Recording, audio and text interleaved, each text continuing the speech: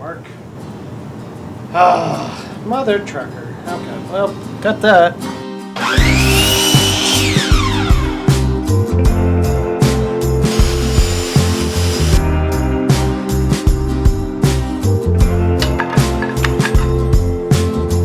Let us down, I won't give up this time around. We're the sun, we've gotta go on. Hey everybody, welcome back to the channel. If you're new here, we've been working through a renovation on this 1956 Calcraft for about the last year. If you've been watching for a while, you may have noticed that we've been off for a few weeks. Long and short of it is this is the busiest time of year for our business. And yeah, I just didn't have any time to get out here and even lay a hand on it. So yeah, it's just kind of sat here for a while. And the canopy has danced around all over it. Don't like that. But yeah, I don't know. I haven't come up with a plan for that yet. Anyway, so my plan for this week is to accomplish at least one thing. And I think that one thing is going to be the front cabinet. So what I'm going to have to do is take some measurements off the old cabinet, which I saved, and use that to design the new cabinet, and then alter it slightly because we're making a few changes, and also aesthetically it's going to look a little bit different in here. So I like the size and the shape, but we're actually not reusing the old spring and horsehair seats that were here. We're going to use a 6-inch memory foam that will make a nice mattress when we need it up here. So I'm going to have to raise the height on it by about an inch to compensate for that. But I think that's the way to go. We're going to take some measurements. We're going to go to SKETCHUP and work that out. And then the plan is to actually build the thing this week. Okay, so with my plans made and measurements sort of noted down, I've decided that pretty much all of the structure is going to be made out of 3/4 inch stock, which is essentially what the original was made out of. So I had a lot of cut off 2x4, so I've just ripped those down to 3/4 inch width, and of course 2x4s are 1.5 inches wide, which is the thickest piece of stock that I need for my design. So this design is going to have a drawer that slides out, and I had to make sure that I had all my clearances proper to where I would miss the trim and everything like that. I think I've got everything I need to know, so it's just a matter of cutting these to length, and I'm going to use some pocket holes to put these together, so we'll start drilling those and getting that all squared away.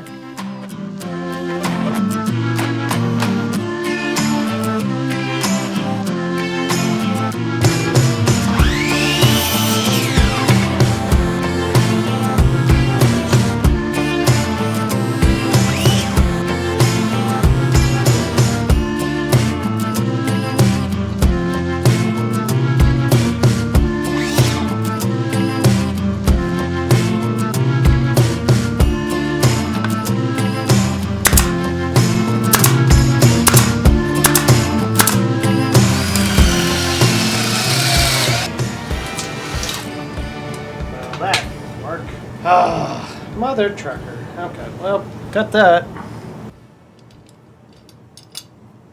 So one thing with pocket holes, you don't have to use glue, but I still feel better putting glue in there.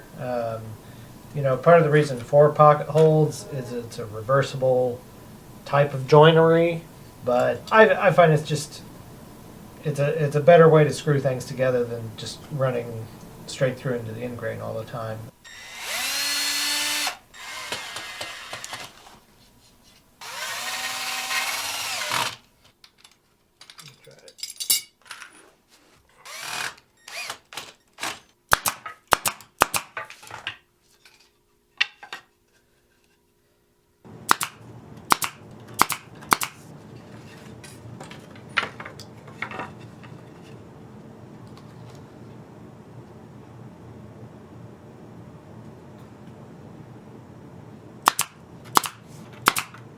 So this piece here is what our drawer slide is going to sit on. Then there will actually be another piece at the back here because it's going to curve up back here. So this piece will be added and then routed to match the curve of the wall back there.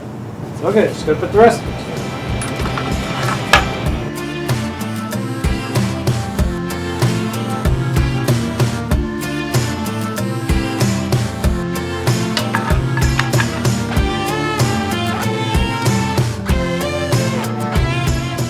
So I cut this first notch using the jigsaw, and I just wasn't happy with how it fit. So when I cut the back piece, I just set the height on my table saw blade and then just ran it back through there several times until I cut out the notch. And that worked much better, and I knew that it would, and I don't know why I even messed around with the jigsaw in the first place, but you know, sometimes you do stupid things before you do things the right way. Now, I know a lot of you that have table saws have heard you should never cut a piece horizontally with the edge butted up against the rip fence, but you can so long as you're not cutting all the way through that piece of wood. So where I was just cutting a little notch out of the side of these, it didn't really matter if I was bumping up against my rip fence or not, because there's no chance for a cutoff to jam in there and shoot back at me. So I was being safe. Okay, so I'm going to, how am I going to attach all these stupid things together? Oh, I have pocket holes there. So this will be pocket holes. These I'll probably just nail into there with some glue. This, nail, glue. I don't know. You know, I planned this out in kind of a hurry, and I didn't plan out how I was actually going to attach everything together. So, oops.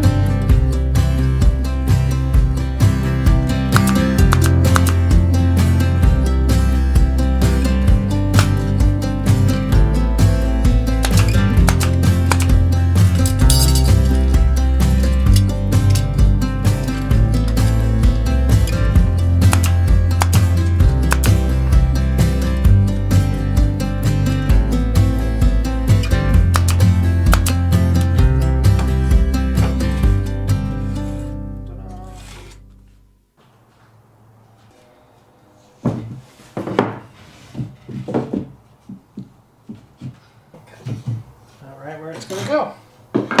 Pretty good fit, I think. So one thing we've got to do is retrace the curve, and I've kind of traced it already onto this piece of scrap plywood, which has some gaps, but we're going to trace that contour using a little wooden washer.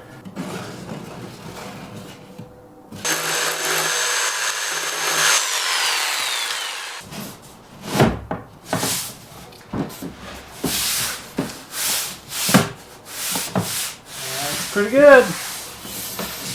Okay, so then we'll use that as a template to go back with our trim router and actually cut this piece right here.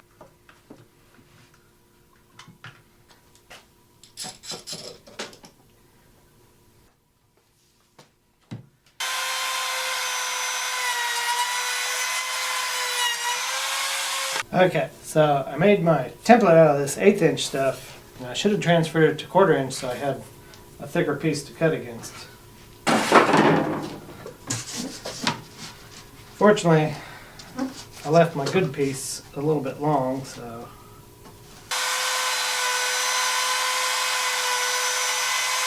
One thing to remember is there is going to be welting along this side, so it'll cover up a little bit of a gap.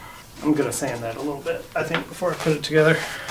So there's going to be a 1/2 inch thick piece of wood that sits in here and makes the top of this and makes it suitable for sitting on, but I have to make sure it's supported all around the edge, so I have to add these little supports.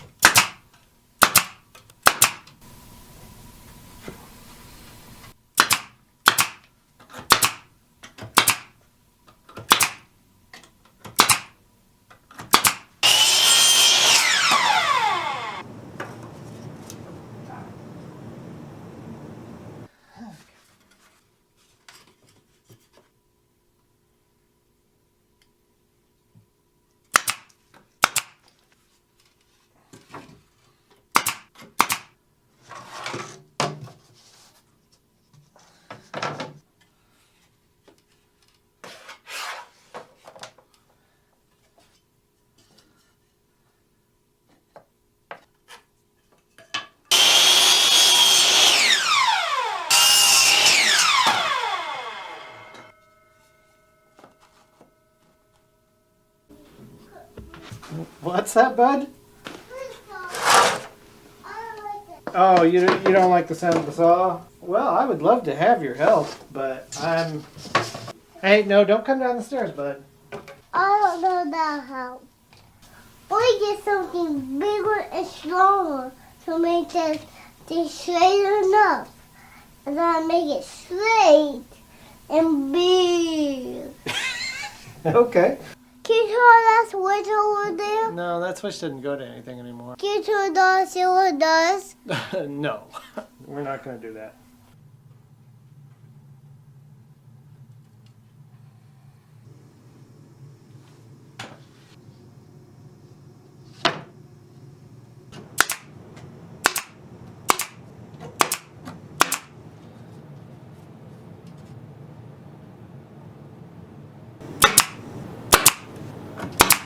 Okay, now we'll run our trim router along this edge and trim that to match that. You know, I wasn't going to put a piece there, but I feel like I should. If welting's going to go there, it's got to have something to grab.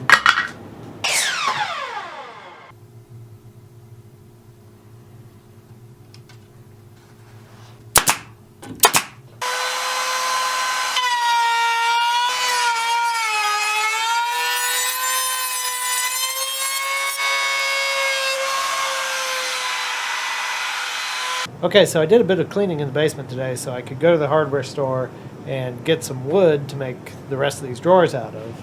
I did have to make a change and go to 3/4 inch plywood on the face, which I didn't want to do because it doesn't need to be 3/4 inch, but it was impossible to find plywood with a nice end grain that looks like, you know, your Baltic birch plywood in anything but 3/4 inch. Well, 1/4 inch I could have got, and also 3/4 inch, but no 1/2 inch.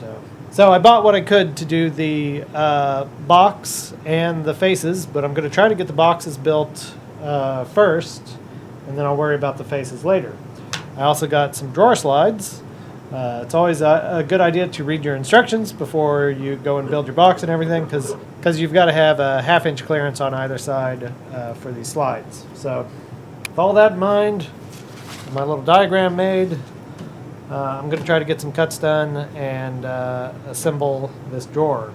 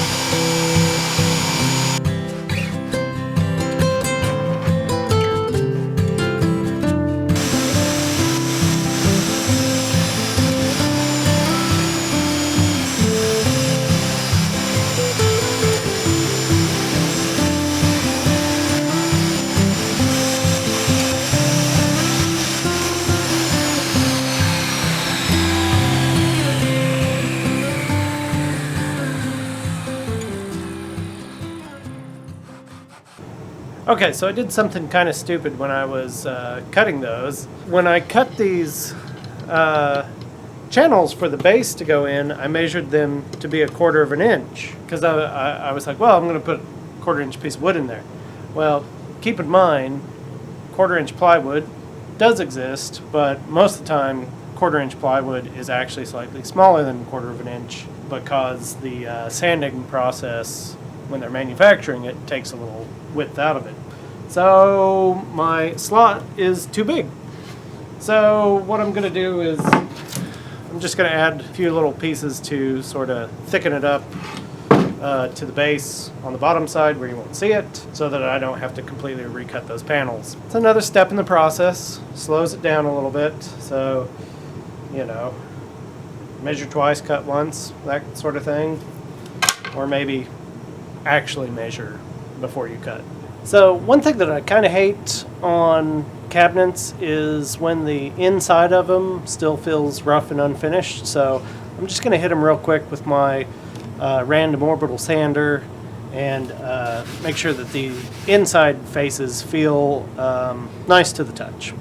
And then I'll assemble them together.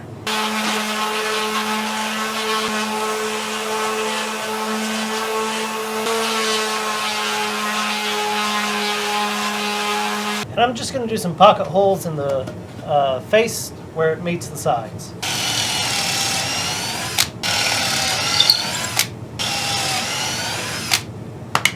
I also need to cut a slot right here so that my pole isn't overly thick.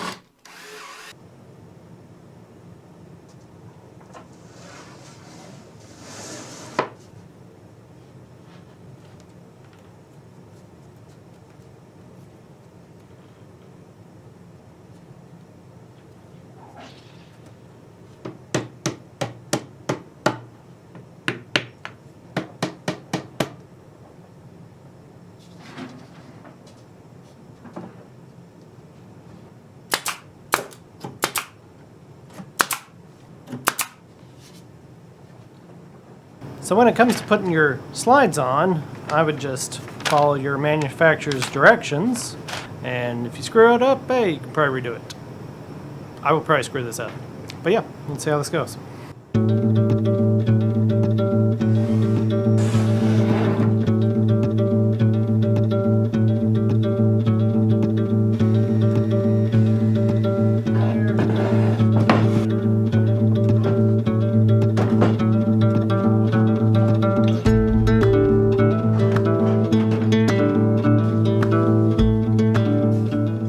So, pretty stoked on that. The last little bit I have to do, other than the face of it, is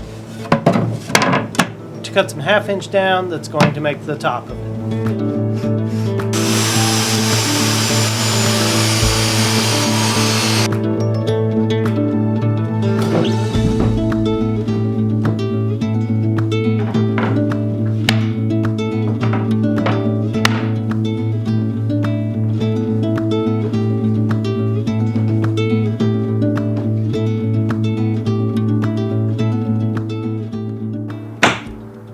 Alright, well, there it is. I've decided to go ahead and leave the drawer front off for now. We're still sort of deciding on our flooring, and I want to make sure that I'm giving the whatever flooring we use enough clearance so that it's not going to drag on the ground.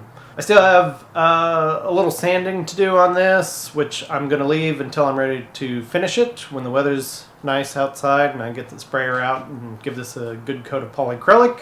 I really like the way it looks. I think it's going to look really, really sharp. And really, this was easy to do.